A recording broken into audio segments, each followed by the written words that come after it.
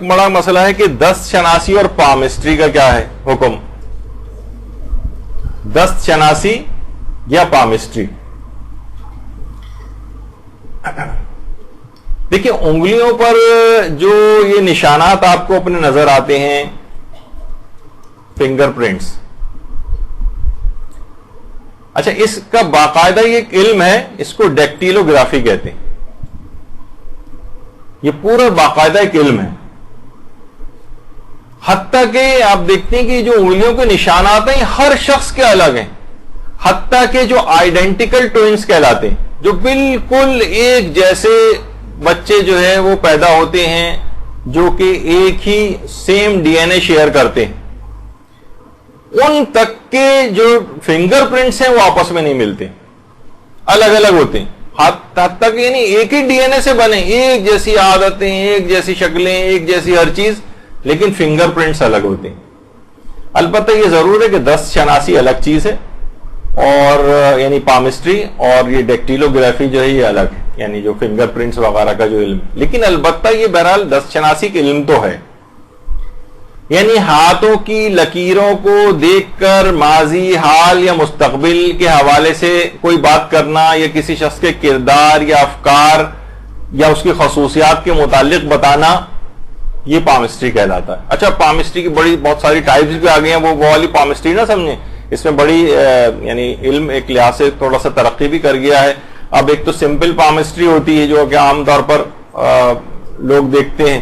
اب ایک astro palmistry بھی آ گئی ہے، اور جناب ایک سائیکو پامسٹری بھی آ گئی ہے، کسی شخص کے نفسیاتی رجحانات کیا ہیں، اس کی طبیعت کے میلانات کیا ہیں. اسی طریقے سے میڈیکل پامسٹری بھی آ گئی، یعنی میڈیکل سائنس سے تعلق نہیں ہے ڈاکٹری سے، البتہ میڈیکل پامسٹری یعنی ہاتھ کی لکیروں کو دیکھ کے بہت سی بیماریاں کے امکانات اس کو کتنے ہیں، یا بیماری اگر ہے تو ٹھیک ہونے میں کتنا وقت لگ جائے گا، اس کے متعلق کچھ پیشگوئیاں وغیرہ کی جاتی ہیں. تو ہم ایک کلہڑا اٹھا کر سب کو یکسر وار کر کے ریجیکٹ نہیں کر سکتے کہ سب بالکل بیکار چیزیں. دیکھیے سب سے پہلی بات تو یہ کہ ہر پیش گوئی کرنے والا شخص کاہن اور جادوگر نہیں ہوتا ہے. مثلا ہم کوئی کہتے ہیں نا کوئی چیز کہے کہ آپ کے ساتھ یہ چیز یوں ہو سکتی ہے، میں فلاں علم کی بنا پر یہ کہہ رہا ہوں، تو وہ امکانات کی اگر بات کر رہا ہے تو وہ حرام تک بھی نہیں پہنچتی. ہاں کوئی یہ کہے کہ میں 100% اللہ کی طرف سے غیب جو تقدیر میں لکھا گیا میں وہ پڑھ کر بتا رہا ہوں، تو وہ جھوٹا ہے. غیب اس لحاظ سے اللہ کے علاوہ کوئی نہیں جانتا، یا اللہ جس کو خاص طور پر مطلع کر دے غیب سے، جیسے ائمہ معصومین ہمارے ہیں، اور اس طرح کی کچھ اور برگزیدہ شخصیات ہیں کہ جن کو اس طرح کا کچھ علم پروردگار کی طرف سے عطا ہو جاتا ہے، وہ اس کے متعلق بیان کرتے ہیں.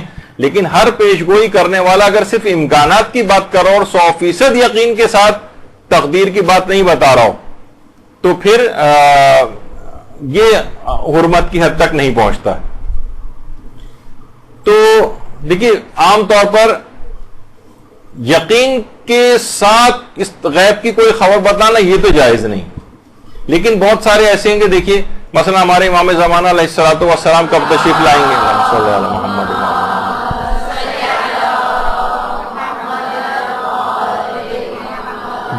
جو 100% طریقے سے وقت کو معین کر رہا ہو کہ یہ فلاں تاریخ کو فلاں دن امام تشریف لائیں گے، اسے جھٹلانے کا حکم ہے. 100% طریقے سے کیسے بتا رہے ہو؟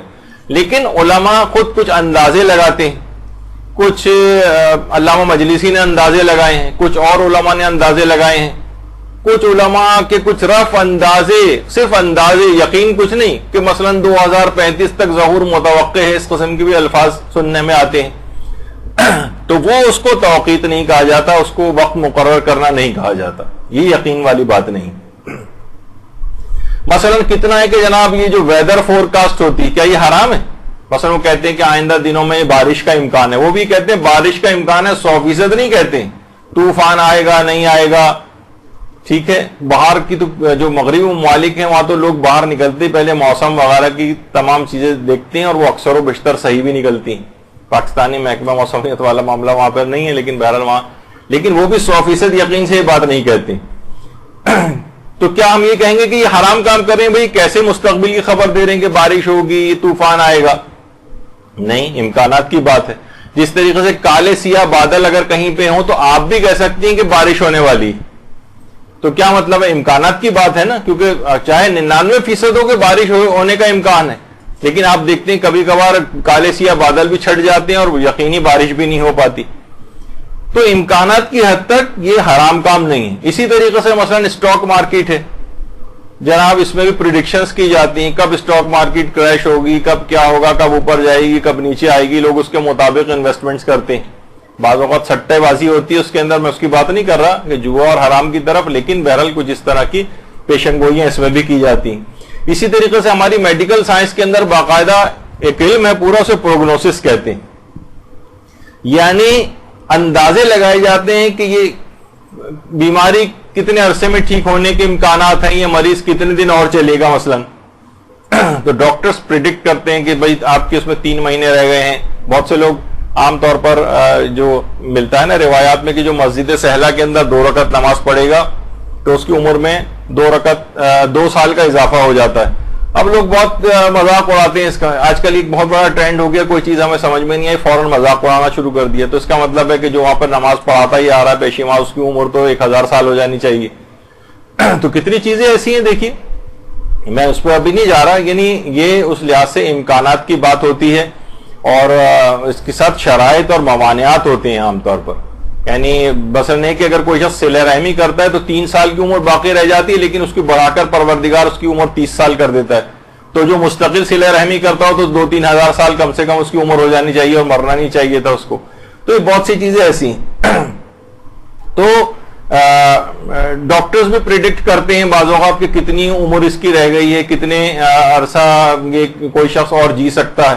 کیونکہ میں نے ان صاحب کو یہی ہم لوگ کہتے ہیں, کتنے مریض ہم نے واقعتاً میں نے اپنی آنکھوں سے دیکھے کہ جو کہ ڈاکٹرز نے کہا تھا کہ مشکل سے سال بھر بھی نہیں چل پائیں گے, اور اس کے بعد وہ کسی طور پر زیارات کے لیے گئے اور اس کے بعد مسجد سہلہ میں نماز پڑھی اور اس کے بعد کئی سال تک زندہ رہے. اور اس کے بعد پھر آخری دفعہ بھی اللہم صلی علی محمد وعلی 8-10 سال تک بھی اس کے بعد زندہ رہے. اس کے بعد آخری جب طبیعت اور زیادہ خراب ہوئی, وہ پھر بھی جانا چاہتے تھے مسجد سہلہ, لیکن ڈاکٹروں نے پھر منع کر دیا. تو مجھے ایسا لگا کہ شاید اب بھی چلے جاتے تو مزید ایکسٹینشن مل جاتی انہیں. تو بعض اوقات یہ چیزیں ہوتی ہیں اور ممکن ہے کہ جو آپ کے سامنے ابھی ہو سکتا ہے کہ کسی ایکسیڈنٹ میں, کسی حادثے, کسی بیماری کی وجہ سے وہ آج سے 20 سال پہلے مر جانا چاہیے تو اسے, لیکن وہ 20 سال بعد اب بھی جیتا آ رہا ہے. تو اس کا مطلب ہے کہ ہو سکتا ہے کہ مسجد سہلہ میں نماز پڑھنے کی وجہ سے ایسا ہوا.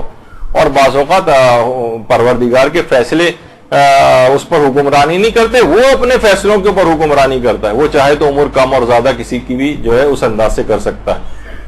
تو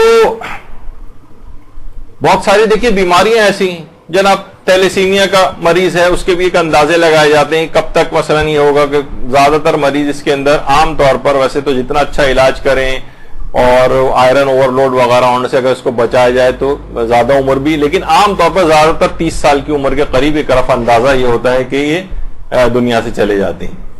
تو بہرحال یا جیسے کہ مثلا الٹرا ساؤنڈ وغیرہ کے ذریعے ایک ہے کہ پروردگار عالم ہی جانتا ہے کہ مثلا پیٹ میں جو ہے وہ بچہ ہے, بچی ہے, لیکن کیا آج کل الٹرا ساؤنڈ سے بات پتہ چل جاتی. تو ہم بہرحال یہ کہا جائے گا کہ جناب یہ تو خدائی کے اندر دخل دے دیا ہے, آپ یہ کیسے بتا سکتے ہیں جبکہ قرآن میں اپنی طرف اللہ نے اس کو منسوب کیا ہے. تو بہرحال دیکھیے علوم بھی سارے پروردگار عالمی نے لوگوں کو دیے جو انہوں نے حاصل کیے. کتنی ایسی پریڈکشنز ہے, جیسے مرحوم صمد رضوی صاحب جو کہ چاند وغیرہ کی پیشگوئی کرتے تھے اور کہ ان کی تقریباً 100% ان کی جو ہے وہ صحیح ہوتی تھی. ایک علم تھا بہرحال ان کے پاس, اور لوگ کتنا زیادہ ان کے اوپر اس لحاظ سے ان کی پیشگوئی کو صحیح سمجھتے تھے کہ وہ غلطی بہت کم ان سے دیکھنے میں آتی تھی. تو کوئی بھی علم اس لحاظ سے دیکھیے کہ یہ 100% احکامات جو ہیں اس کے اوپر حرام ہونے والے ہم نہیں لگا سکتے ہیں اگر صرف امکانات کی بات ہو. تو یعنی اسی طرح سے جو پامسٹری ہے اس کے بھی اعداد و شمار جمع کیے گئے ہیں. مثلا آپ نے دیکھتی ہیں اس کے اندر جناب یہ کہا جاتا ہے کہ یہ مثلا جو ہاتھ ہے اس کے اوپر یہ مثلا لائف لائن ہے, عمر کتنی اس کی طویل ہوگی. یہ لاکھوں ہاتھ دیکھ کر انہوں نے ایک اندازہ لگایا کہ عام طور پر دیکھتے ہیں کہ اس میں یہ لائن جس کی جتنی طویل ہوتی ہے مثلا اس کی عمر لمبی ہوتی ہے, کہ لائن ڈسرپٹڈ ہوتی ہے, یا بیچ میں کوئی اس میں چیا چھوٹی ہوتی ہے تو اس کی عمر چھوٹی ہوتی ہے. اسی طریقے سے بہت سی ہارٹ لائنز ہوتی ہیں. اسی طریقے سے مثلا ہیڈ لائن یا جس کو برین لائنز کہا جاتا ہے وہ اس میں موجود ہیں.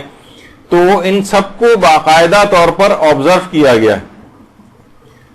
تو بہرحال اور اس کے مختلف یہ علم ہے اور اس کے مختلف اعداد و شمار, کیونکہ اتنا زیادہ اس کے اوپر اس لحاظ سے کام نہیں ہوا, تو جن لوگوں نے کام کیے تو اپنے طور پر انہوں نے لاکھوں ہاتھ اس طرح سے دیکھ کر اور ایک اعداد و شمار جو ہے وہ بنائے. اچھا دیکھیے, ہاتھوں کی لکیریں تو بہرحال مٹ بھی جاتی. کتنا آپ دیکھتی ہیں کہ بہت سارے ایسے مزدور ہیں جو سخت کام کرنے والے ہیں, وہ اکثر جب وہ بایو میٹرک وغیرہ کرانے جاتے ہیں, شناختی کارڈ بنوانے جاتے ہیں, تو ان کے فنگر پرنٹ ہی نہیں آ رہے ہوتے, ہاتھوں کی لکیریں مٹ گئی ان کی. لیکن قسمت ان کی بھی ہوتی, یعنی قسمت سے اس لحاظ سے اگر دیکھا جائے تو بس ٹھیک ہے. اس سے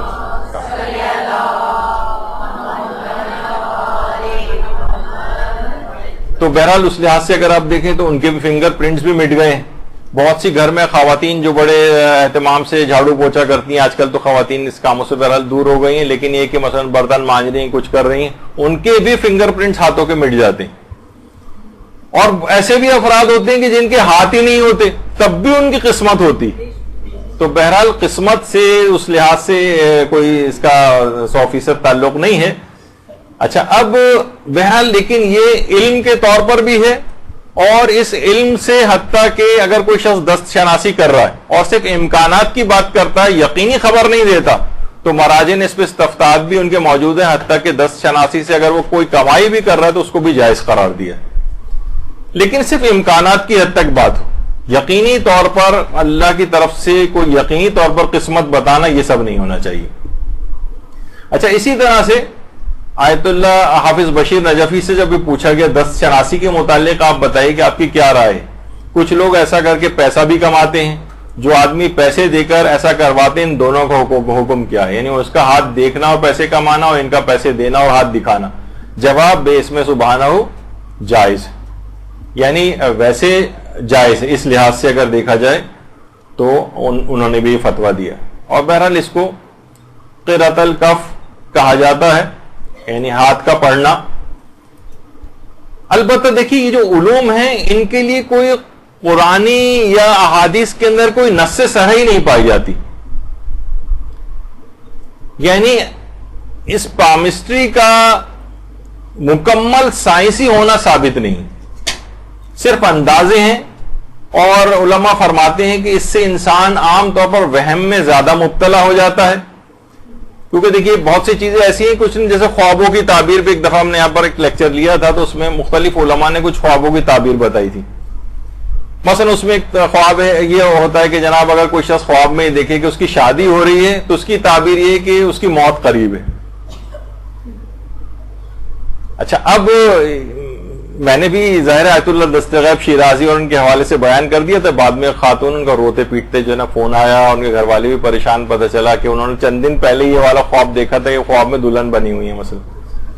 تو بہت سی چیزیں دیکھیے صرف امکانات کی حد تک بات ہوتی, یہ نہیں کہ 100% کوئی یقین رکھ کر اس کے اوپر جو ہے اس انداز سے, کیونکہ یہ جو علوم ہیں سارے, جیسے یہ دست شناسی ہے, تو ان میں کوئی لاجک یا کوئی عقلی کوئی ریزننگ وغیرہ نہیں ہوتی, اس میں کوئی عقلی معیار نہیں, لہٰذا ہم اس پر یقین نہیں کر سکتے. اور عام طور پر یہ دیکھا گیا کہ جو افراد ان چیزوں کو بہت زیادہ یقین رکھتے ہیں وہ بہت زیادہ وہمی ہو جاتے ہیں, نفسیاتی ہو جاتے ہیں. تو بطور کھیل کھیل میں ویسی ہاتھ دکھانا, انٹرٹینمنٹ کے لیے ایسی آپ بیٹھ گئے اور کوئی ماہر ہے وہ اگر یعنی بطور علم کوئی حاصل کیے, جیسے ہمارے برادر محترم وسیم امام صاحب, ان کا ایک الگ سے ایک انٹرسٹ ہے اس کے اندر, مثلا پامسٹری وغیرہ میں, تو اگر کوئی ویسی کہ اگرچہ وہ یقینی طور پر کوئی اس طرح کی پیش گوئی نہیں کرتے, لیکن بہت سی چیزیں جو ہیں اس کی وہ جانتے ہیں مثلا, تو لیکن اس میں شریعت کا بہرحال اس میں خیال رکھنا چاہیے. عام طور پہ ہوتا ہے کہ یہ نہیں کہ انٹرٹینمنٹ کے طور پر ہم نے کہا کہ جائز ہے کچھ نہیں, تو بہت سی خواتین نامحرموں کے ہاتھ میں اپنا ہاتھ دے کے ذرا دیکھیے, بہت سے بیٹھے ہوتے ہیں فوراً ہاتھ پکڑ کے دیکھنا شروع کر دیتے ہیں. یہ اس کے اندر حرام کوئی پہلو نہیں ہونا چاہیے, نہ کوئی یقینی طور پر کوئی چیز ان کو بتانی چاہیے کہ 100% ایسے ہی ہوگا.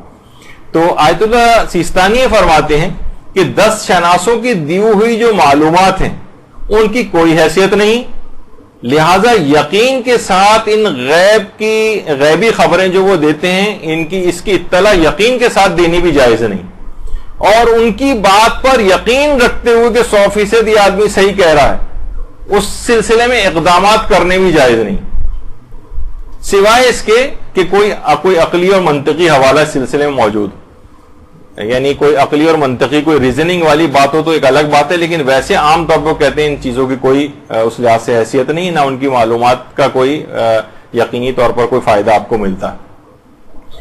اور دیکھیے 10 شناسی اس میں آپ پڑھنے کی آپ کو کیا ضرورت ہے؟ شناسی کے لفظ آپ کو اتنا زیادہ اگر پسند ہے تو علماء کہتے ہیں کہ آپ اسلام شناسی پڑھیے، ٹھیک ہے، اور جناب دشمن شناسی سیکھیے، شیطان اور مختلف طریقے سے دشمن کیسے کیسے ہمارے ساتھ جو ہے وہ کھیل کھیلتا ہے، اس کے دشمنوں کے ہتھ کنڈے باقاعدہ علم کے طور پر ایران میں بطور سبجیکٹ پڑھایا جا رہا ہے دشمن شناسی، اس کو پڑھیے آپ 10 شناسی کے بجائے۔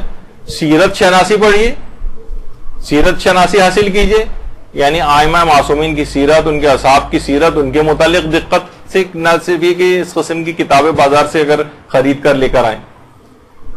تو بہرحال دیکھیے اگر یقینی طور پر یوں وہ چیز حاصل نہیں ہو سکتی، کیونکہ بہرحال ایک عقیدہ ہمارا عقیدہ بدا بھی کہلاتا ہے کہ اللہ اپنے فیصلے تبدیل بھی کر دیتا ہے، یحم اللہ ما یشاء و یثبت، تو یقینی طور پر تو ویسے بھی کوئی شخص ان چیزوں کی علم نہیں رکھ سکتا۔ برحمتك يا أرحم الراحمين وصلى الله على محمد وآله الطاهرين۔